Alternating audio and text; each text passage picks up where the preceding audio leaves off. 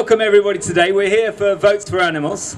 It's for pushing the agenda in this election. If you remember in 2017, Theresa May's weak and wobbly campaign totally nosedived after she happened to say something silly about fox hunting. So we're here today to publicise this and push this up the agenda. We've got some great speakers today. First of all, I'd like to pass the mic on to Mark Jones, who's a vet, a wildlife campaigner, and a stalwart over the years against the badger cull and lots of other things. And here he is, Mark Jones. Thank you very much for coming out today. It's a cold day, wonderful to see you here. My name is Mark, I'm a vet by profession, and I work for a well-known charity, but because of lobbying rules around election times, I have to speak today in a personal capacity. Now, I spend a lot of my time trying to persuade international bodies like the United Nations, governments, policymakers, pretty much anyone else who will listen, that wild animals across the globe need to be much better protected than they currently are, and that we as people need to learn to live peacefully alongside them, keep wildlife in the wild. That might give you a clue to who I work for, and arguably most importantly to treat them with respect. Now, earlier this year, an important intergovernmental agency released a massive report prepared by 150 leading international experts from over 50 countries on the state of wildlife and biodiversity across the globe. And I have to say that report makes pretty depressing reading. It estimated that 1 million species are at risk of extinction. It described the decline in nature as unprecedented in human history. That's not for us, is it? It said that the species extinction rates are accelerating. It described the current global response as woefully insufficient, and it urged that transformative changes are needed to restore and protect nature. And it also said that opposition from vested interests must be overcome for the public good. Now, these are pretty strong words from a body not normally noted for being so forthright, and they really reflect the devastating impacts that humanity is having on the world's wildlife. If we're going to turn this around, we need to ensure that wildlife protection is front and centre of government policy making. Now, it's really good to see the amount of attention that the climate crisis is getting in response to public pressure and through the publicity generated by the likes of Greta Thunberg and Extinction Rebellion. It's also good to see how environmental issues like plastics, single-use plastics, are hitting the headlines with the help of well-known people like David Attenborough, Hugh Fearnley-Whittingstall, Liz Bonin and others, and how this is helping to convince commercial companies and individuals to think about the products they offer and the choices we make. But we need policymakers and the public to understand that the crisis facing the world's wildlife is every bit as important, and that all these issues are interrelated. And we also need to get the message through to the candidates of all the political parties contesting this general election that the crisis facing wildlife isn't something that's just happening overseas, something that you can throw a bit of money from the international development budget at and consider it a job well done. Wild animals are in real crisis here at home, and we need to completely rethink the way we treat animals and manage wildlife and wildlife habitats if we're going to avoid a complete and total catastrophe. Now, some 50-odd organisations, including the RSPB, the National Trust, the Natural History Museum and others, published the latest review of the state of British wildlife just a couple of months ago. That review was called the State of Nature Report, and it revealed that over 40% of the UK's wildlife species have declined since 1970, and around 1 in 7 are threatened with extinction. The very survival of red squirrels, wildcats, grey long-eared bats is in serious doubt in the UK, and populations of hedgehogs and water voles have declined by as much as 2/3 over the past 20 years. These and so many other British wild animals are being affected by everything from climate change to changes to the way we farm, from increasing urbanisation, injury and death on our roads, government-sponsored culling programmes, which I'm sure we'll hear a lot about this afternoon, and persecution by those who exploit our wild animals in the name of sport, fun, pest control, or for profit. It's pretty sobering stuff. The sad thing is we know what the solutions are. Some of you may have been at in London last year for the People's Walk for Wildlife, where Chris Packham launched the People's Manifesto.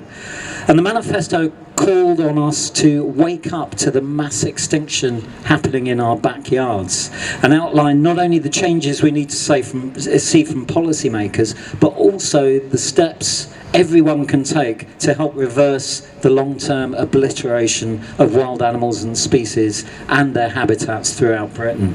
There are so many things we can do relatively easily, yet successive British governments have dragged their feet for years and decades because of lobbying from industry and vested interests. I mean, among some of the things we'd like to see is a ban on the use of lead ammunition, lead weights used in fishing that causes the agonising deaths of millions of water birds and other wild animals every year. A ban on the use of cruel, indiscriminate snares. An end to driven grouse and pheasant shooting, which sees millions of captive bred non-native birds released onto managed nature-depleted land every year so people can shoot them for sport. A closed season to protect our ever-diminishing hare populations from being shot during their critical breeding period. England and Wales are the only countries in Europe, pretty much, that don't give hares this protection. And as a result of that, tens of thousands of dependent leverets, young hares, are destined to starve to death or be predated when their mothers are shot. We need to see the strengthening of the Hunting Act to close loopholes that allow fox hunting to continue in all but name. We need a much more comprehensive and robust approach to wildlife crime with proper recording and analysis of cases, truly deterrent sentencing and permanent funding for the excellent National Wildlife Crime Unit and the other agencies charged with protecting our wildlife against criminals. And of course, goes without saying, we need to see an end to the indiscriminate, ineffective, cruel and totally unjustified extermination, and I use that word advisedly, extermination of badgers across swathes of the west and southwest of England, where they risk being wiped out from areas they've inhabited since the Ice Age. Well over 100,000 have been killed to date without a scrap of credible evidence for any positive impacts on bovine TB and cattle. It's nothing short of a national disgrace. We're simply not doing enough to protect our wild animals, and by we, I mean all of us, from government and its agencies to landowners, farmers and members of the public. We need bold, long-term policies that brush aside those vested interests and focus on restoring nature and protecting wildlife. We need to ensure that if we do leave the European Union, I'm no fan of that, but if we do leave the European Union next year, Britain doesn't end up sacrificing our climate, our environment, our wildlife and the welfare of our animals on the altar of trade deals, but instead strives to become an example of great practice for the rest of the world to follow. We need to ensure that we grasp the opportunities that come from leaving the Common Agriculture and Fisheries policies and replace these schemes with far-reaching and radical reforms to the way we manage our countryside and seas that prioritise the recovery of nature and wildlife. We need to ensure that government at all levels, developers, industry, landowners, farmers and individuals are held accountable for any damage they cause to nature and wildlife and the welfare of animals. And we all need to make sure we keep the pressure on party managers and election candidates so that the protection of our precious wildlife and the welfare of animals is front and centre in this election campaign, and so that whatever colour the next government turns out to be, we can hold them to account for the promises they make and make sure British wildlife gets the protection it so desperately needs. So I'm going to stop there. Thank you very much for being here. Let's spread the word. Let's make wildlife protection and animal welfare a key election issue. Thanks very much. Thanks very much, Mark. As always, thank you. I want to say thank you to Ian McGill as well, because he's just a powerhouse of energy and enthusiasm. So let's just give him a round of applause. He never sleeps when it comes to doing things like this. You know, over the last few weeks I've been travelling up and down the country. I've been privileged enough to chair some really interesting hustings with candidates in places like Stroud and Richmond Park, and I want to pay credit to everyone that's come to those events, and also to other organisations like Extinction Rebellion, the Wildlife Trust, because they're all out there this campaign, which is quite unique, to bring people together to talk about the importance of wildlife and the natural world to politicians who are going to go into that place. Wouldn't you agree that's important? Wouldn't you? Yes, it is, because, as we know, whatever happens on the 13th of December, the people that return to that building over there will have a huge impact on the future of nature conservation and our habitats for the next 5, 10, 15, 20 years. And as Mark has quite rightly said, this is a green and pleasant land. But when you look beneath the surface, there are parts of it that are now ecological desert. We are losing species and habitats at a record level, not just around the world, but in this country as well. There is too much exploitation, there is too much greed, there is too much ignorance that is leading to the destruction of our wildlife, and it has to stop. Wouldn't you agree? Yeah. And of course the badger cull is one of those lightning rod issues. We will not probably see the numbers of badgers killed this year released because of this election, probably until early January. But when we do see those figures, as Betty the Badger, let's give a round of applause for Betty. I think she's gone, but what a stalwart she is. But she had that figure hung around her neck of 130,000. That could well be the figure in terms of badgers that have been killed since 2013. That will be the largest destruction of a protected species in living memory. The government will have spent of taxpayers' money around £70 million killing those badgers. The vast majority of those badgers will have been killed by a controlled shooting method that is completely cruel and ineffective and could take up to 5 minutes for them to die of organ failure and blood loss. As Mark said, we have no reliable evidence that that mass destruction of a protected species is lowering bovine TB in cattle. In some situations, it could be making it worse. So it's cruel, it's ineffective, it's hugely costly, and it should stop. Wouldn't you agree? Yeah. And it's indicative, I'm afraid, of what's wrong with the way the government operates, with the way that our countryside is managed, with the way that power operates in our society, that allows this horrible, horrible, cruel policy to continue. There are some things on the horizon that I hope, despite the outcome of the election, whatever it is, could change things. The University of Surrey announced last week that they have at last come up with the BCG vaccine for cattle, where they could inject cattle and differentiate between those that have been injected against the disease and might show up as positive for the disease, which has always been a barrier to widespread certification and vaccination of cattle. If that moves forward, alongside the vaccination of badgers, which we know, if we vaccinate a badger that doesn't have the disease, we can reduce its likelihood of getting it by over 70%, and that is also passed on to badger cubs. We are really on to something in terms of dealing with this disease. But we also must improve the TB testing, the biosecurity and the movement controls. If we can do all of those things, there is no justification for killing badgers at all. Wouldn't you agree? Yeah! Whatever happens with the election, that is what we've got to be telling the politicians to return here.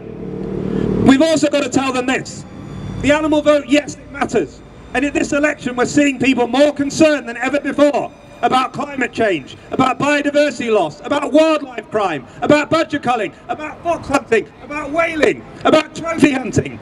Because we're a caring, compassionate nation. And we're not going to allow politicians to get away with turning a blind eye to wildlife crime, ignorance, greed and cruelty to our animals, and destruction of the environment. Wouldn't you agree?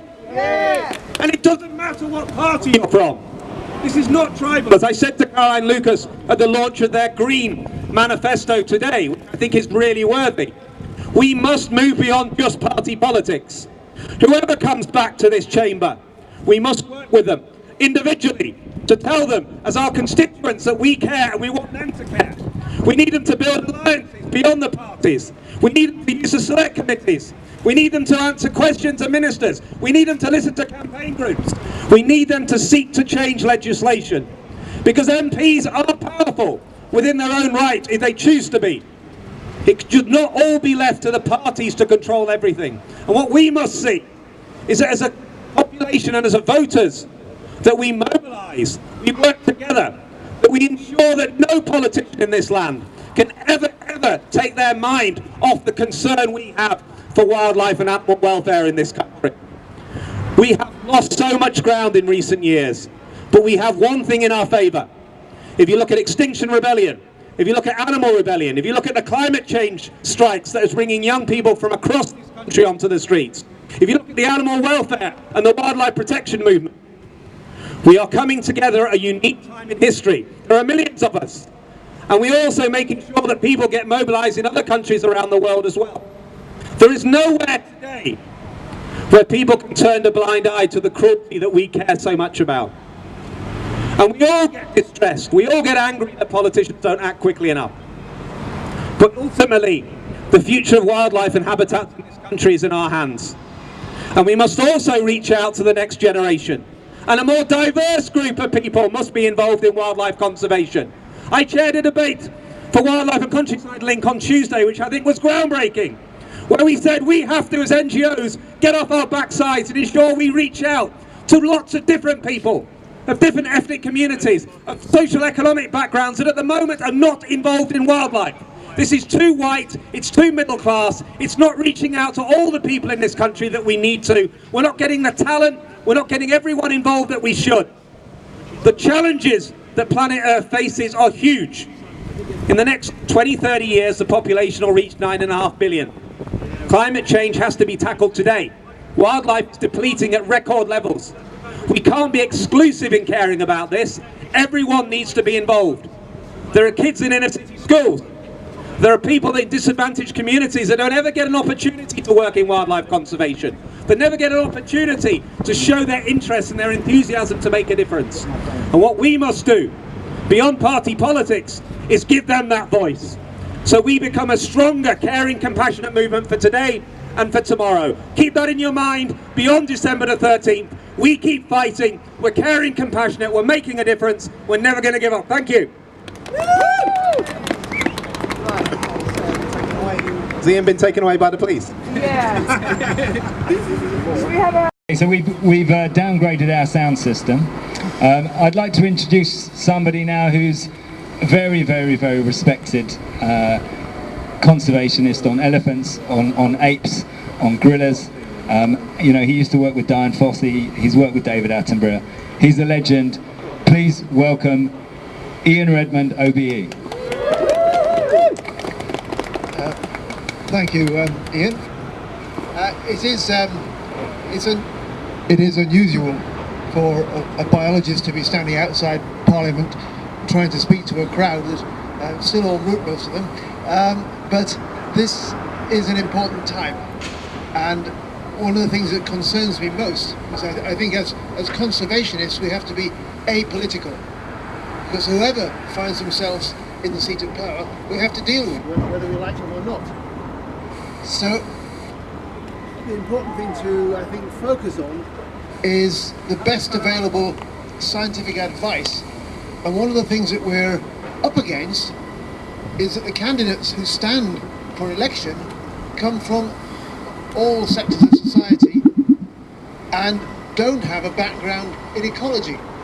So they are taking decisions that will have ecological impacts without a knowledge of the consequences of those decisions, and many of them, for whatever reason, because they're unconvinced by the science, because they are being lobbied by vested interests, they take decisions which are clearly going to adversely affect species and ecosystems.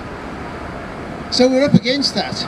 We have candidates standing for election who don't understand ecology, in the hope that they get into power to take decisions when the impact on ecology is either ignored or not understood. And so as a system, decision making to exploit nature, we have failed. And it's self-evident that we've failed because nature is changing all around us, and in ways which most of us within our lifetime have seen. And the one thing that scientists are generally very good at is extrapolating. So you collect a bunch of data and then you extrapolate to see which way that data looks like it's going. And 10 or 20 years ago, the climate scientists were building models where they thought things were going to get better by now, and now the actual data is showing that it's much worse than their models suggested, and that some of the changes they thought would be happening in the future are happening now. So it is a great concern to me that politicians are not putting the environment and biodiversity and nature at the centre of their policies. In general, they still have inherited this 20th century point of view that nature is kind of a garnish. It's nice. It makes the plate look nice. It's like when you go to a restaurant and you get a meal and there's a salad garnish. There's a couple of bits of tomato and half a lettuce leaf, and that's your salad. It's not a serving of salad. And so those who are in charge of governing our country need to start to understand that nature is not a garnish on the side of our busy industrial urban lives. It is the bedrock on which our lives depend. We are systematically destroying the life support system of our planet. And some of you may be surprised that, as well as badgers here, which is a prominent British species of concern, we have a gorilla here. And gorillas and badgers have more in common than you might think, in that they both play an important role in the ecology of the forests and woodlands where they live. Both gorillas and badgers eat fruit and poop seeds miles from the parent plant, and in so doing disperse the seeds of the trees of tomorrow.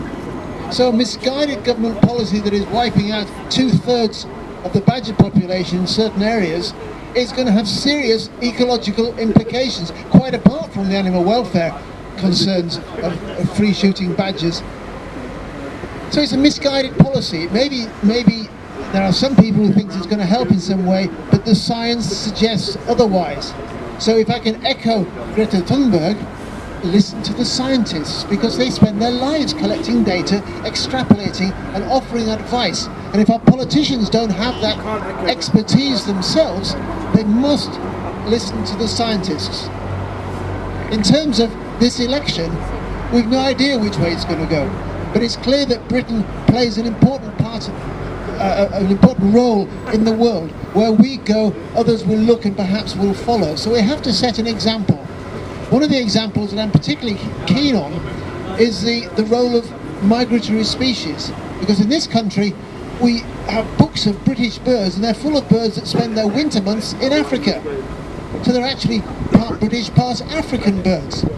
So when corncrakes and cuckoos and swallows and swifts disappear from our skies and our fields and our woodlands, they go into Africa, and then they're rubbing shoulders with gorillas and elephants and chimpanzees and playing a part in those ecosystems, and those ecosystems themselves play a part in British natural history, because the water vapour that is pushed into the atmosphere from those tropical forests moves around the world and waters our fields and fills our aquifers. So to a surprising extent, everyone within earshot of this microphone and watching this online depends on the role that in Africa gorillas and elephants play, and in the UK that badgers and foxes and other seed-eating animals play. And yes, foxes and badgers may eat invertebrates and in the case of foxes, meat, but they also eat plums and cherries and disperse those seeds. So we tend to think these animals are nice because we think they're nice to look at.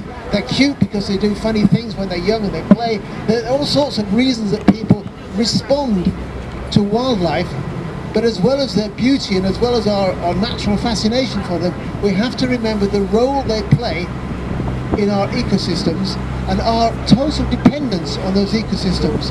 So please, when you vote for your the candidates that appeal to you, ask them what their plan is. What is their party's plan to halt biodiversity loss and prevent dangerous climate change?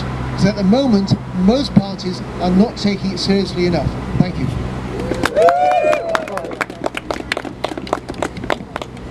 Thank you very much. To give us a statement. So we invited all of them. The Labour Party are here. I think there's a statement to be read out from Sue Hayman. David Drew's also been very supportive of us in our campaign against the badger cull. We asked the Tory party, they didn't send someone, but we got a slightly unusual statement from the Conservative Animal Welfare Foundation. So the Conservative Animal Welfare Foundation, the patron is Sir Roger Gale, who's a really, you know, there are good people in the Tory party. He's always stood up and defended animals. And so what he says, I asked him about a public inquiry, and he says that he supports a public inquiry into the badger cull policy, as does the Conservative Animal Welfare Foundation. Meanwhile, Zach Goldsmith is on record as saying that the badger cull is the wrong policy, it's unscientific, it's grim, he doesn't support it and we need to change and move to vaccination. Meanwhile, you've got the government who aren't in there anymore, they're in Downing Street. Boris Johnson is the biggest badger killer this country, in fact the world, has ever seen. He is personally responsible for the death and suffering of 50,000 badgers, and that's only in the last few months. Theresa May nearly reaches him. David Cameron was only just getting warmed up. But Boris is the biggest badger killer you could ever hope to meet, and probably most of us don't really hope to meet him. The Green Party have got a very good animal protection policy. They're going to stop the badger cull.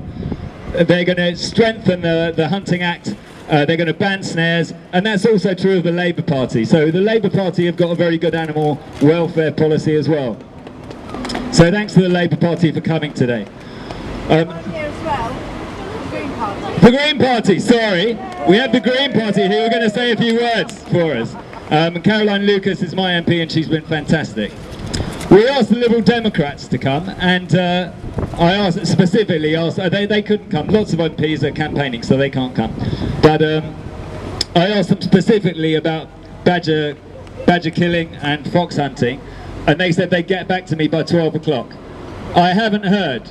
So that just shows you how important that is to the Liberal Democrats. It's not important to them at all. They've got big farming marginals in the southwest, and that's more important to them than animal welfare. They back badger culling, they're not saying anything about fox hunting, and that's a bloody disgrace. So if you want to protect animals, don't vote for the Lib Dems unless they can take out the Tories. There's no point. So your vote, what you should do with it, you should vote for whoever can defeat the Tory, because there's only one way we're going to get better protection, and that's to have Jeremy Corbyn as Prime Minister, or a coalition which actually protects the animals. They'll stop the badger cull.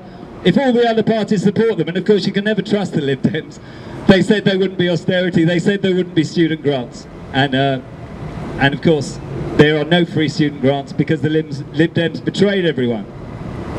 So my message to you is cast your vote with a view to animal welfare. Just to finish on, I don't want to go on for hours, but just to update you on the badger cull, myself and Mark Jones have got a key paper coming out tomorrow in the Veterinary Record, utterly destroying DEFRA's case for the badger cull, showing that they're guilty of systematic scientific fraud on the badger cull policy. They're manufacturing consent. They're manufacturing consent for this badger cull, which has been a total failure. They claimed it was going to save so many £1 million by killing badgers. It was going to be so good for the dairy industry. What it's done, it's cost in the region of £100 million over the last 8 years, over the last 9 years. £100 million. It was supposed to provide 40 million of benefit. It's provided nothing. It's killed badgers, it's made TB worse in cattle, it's destroyed the ecosystem, and that's going to be in the news, that's going to be in the media tomorrow. What I'd like to know is, why doesn't Boris Johnson come out and defend his badger cull policy? He doesn't want it in the news. He hasn't even put it in his manifesto. Why doesn't he come out and defend why he's killed 50,000 badgers? Why doesn't Teresa Villiers? Why doesn't Zach Goldsmith come here today and tell us what he's going to do?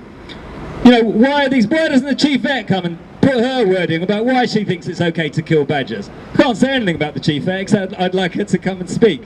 What I can say is about DEFRA scientists. Why are they involved in this scientific fraud? Well, I'll tell you one reason. It's because their papers are censored. I used to work for MAF. My papers on when BSE, the mad cow disease, jumped into cats were censored. And my boss was the guy that discovered the disease. We were the expert unit within the government. And our papers came back with black lines through them. Maybe I should bring those out tomorrow. But anyway, that's why the scientists, some of them want to tell you the truth. They've signed the Official Secrets Act. They can't tell you the truth. So here's my message to DEFRA. You are guilty of systemic scientific fraud. And as it's £100 million of our money, you're guilty of serious systemic financial fraud. And why that isn't in the newspapers, I don't know. But it damn well ought to be. DEFRA systemic scientific fraudsters. We're going to prove that, and we're going to try and get that as an election issue. And my God, it should be an election issue. So I think that's about all I've got to say. And I'm going to hand you over to the lovely MEP from the Green Party, who's going to come and tell you about the Greens' actually fantastic green and animal welfare protection policies. Hello everybody, I'm Catherine Rowett. I am the Green Party spokesperson on animal welfare. I'm also the member of the European Parliament for the East of England, and I'm a candidate for election to that place in Norwich South.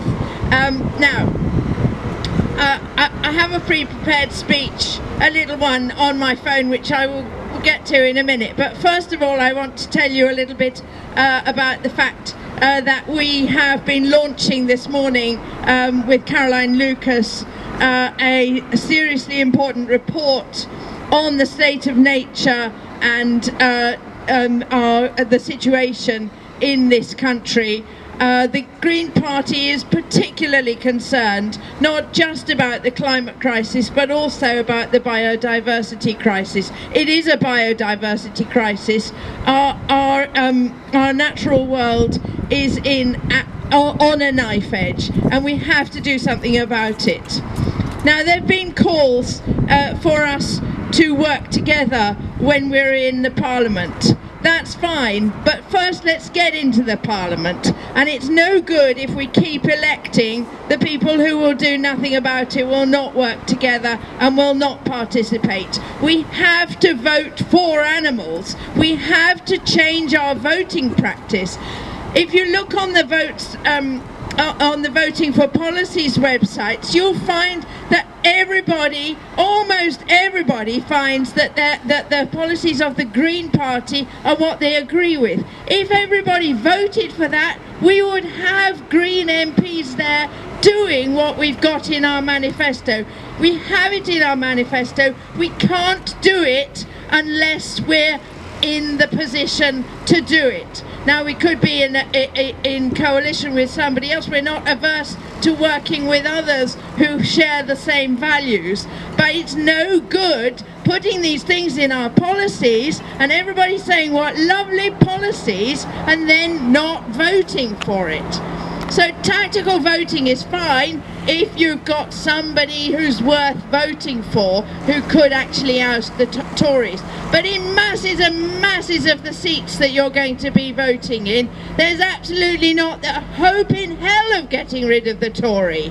And if it's that situation, then the best thing that you can do is say, the one thing we really wanted was the green policy.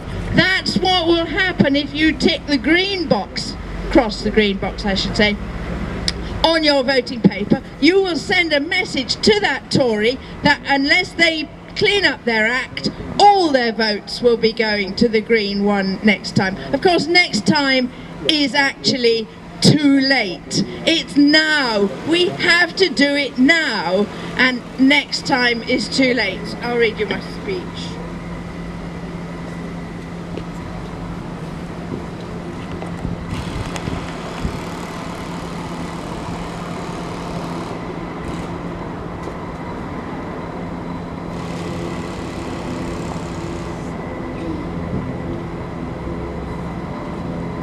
Earlier this autumn, I was privileged to witness in the European Parliament the celebrations marking the completion of the End the Cage Age campaign in Europe. Over 1.5 million European citizens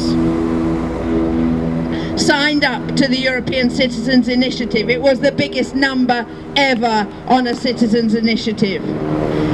It was a citizens' initiative to put an end to the imprisonment of animals. It's more and more apparent from my work in Europe that the UK needs to make an urgent and powerful contribution to putting animal welfare higher up the agenda in European policymaking. Obviously, this applies at home too. But at home is not enough. Trade deals will quickly drive down any local standards if they aren't matched by our trading partners.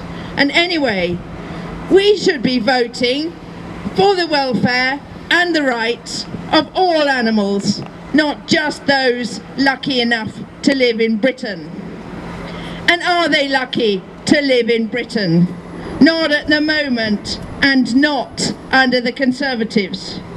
Here in Britain, district councils are still approving more factory farms, where thousands of animals live wretched lives, imprisoned in cages with never a glimpse of green grass or sunshine, and without the chance to exercise their normal behaviour.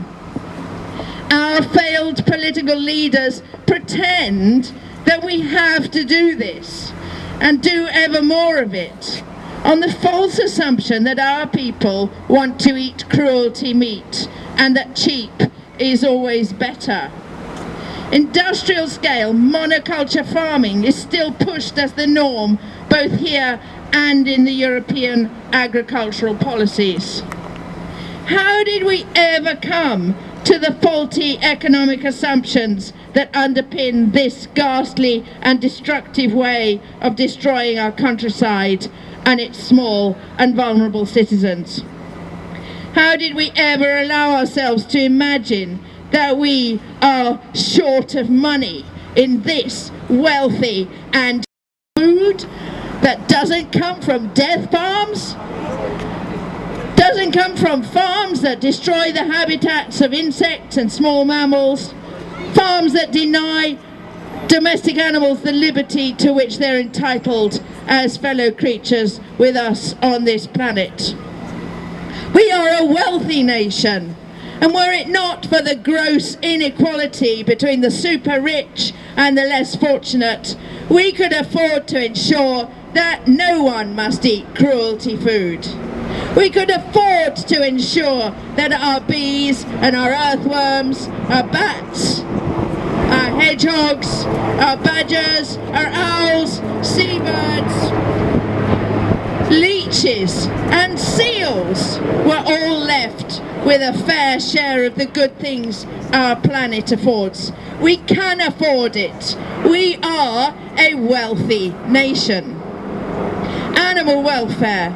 The preservation of precious sites where biodiversity has not yet been lost, the restoration of hedges, meadows, woodland, wetlands, peat bogs and moorland, the preservation of all kinds of marine environments and sea life, and the protection of rivers from pollution by endocrine disrupting human medications.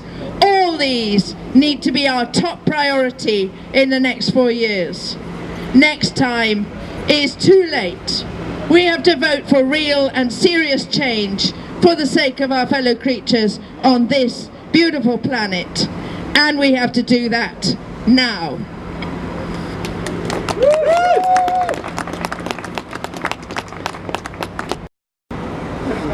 Okay, so it's so good to see you all here today. My name's Ellen, I'm from the Labour Animal Rights Group. So we're an online sort of Facebook group that started about 4 years ago for Labour Party members who are interested in animal rights, and so our group is full of people like hunt saboteurs, people who are anti-levagical, anti-fur campaigners, and people who are just sick and tired of seeing animal cruelty in this country.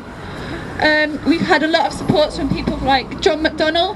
John McDonnell has released statements about anti-fur statements for us in the past, and he's also come to badger call demos with us, and he's been a great advocate for animals within the Labour Party. And today, Sue Hayman, the Shadow Secretary for DEFRA, really wanted to be here, but she's campaigning in Cumbria at the moment to fight for her seat. So she's told me, given me the statement to read out on her behalf today. So this is from Sue Hayman. The Labour is the party of animal welfare, from bringing forward the Landmark Hunting Act to protecting the treatment of domestic animals under the Animal Welfare Act. Labour has always placed the welfare of animals high on the policy agenda. At a European level, Labour secured better welfare standards for battery hens and chickens and tightened the rules on the transport of live animals. It is a record Labour is rightly proud of. However, we cannot allow hard-won progress to be undone. We know that Labour must be at the forefront of driving through the next phase of progress in the journey towards better animal welfare standards that are up to date and fit for purpose.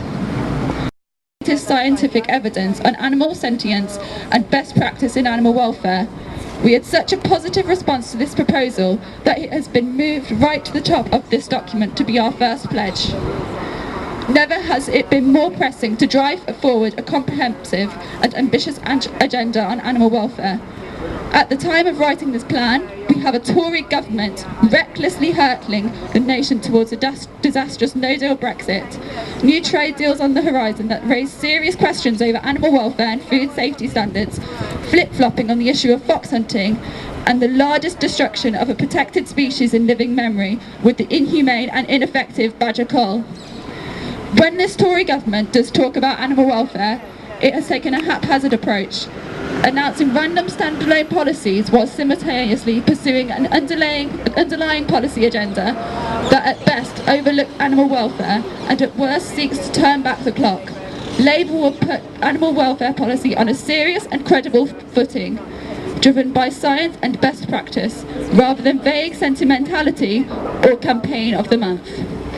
Our vision is one where no animal is made to suffer unnecessary pain and degradation, and where we continue to drive up standards and practice in line with the most recent advances and understanding. The policies set out in our Animal Welfare Manifesto are the next stage in that journey. So thank you. That was from Sue Hayman, who is very supportive of what's going on today. Thank you so much all for being here. I do have several hard copies of Labour's Animal Welfare Manifesto, so if you do want to come and see me and take one, please do. Also, it's online as well. Thank you.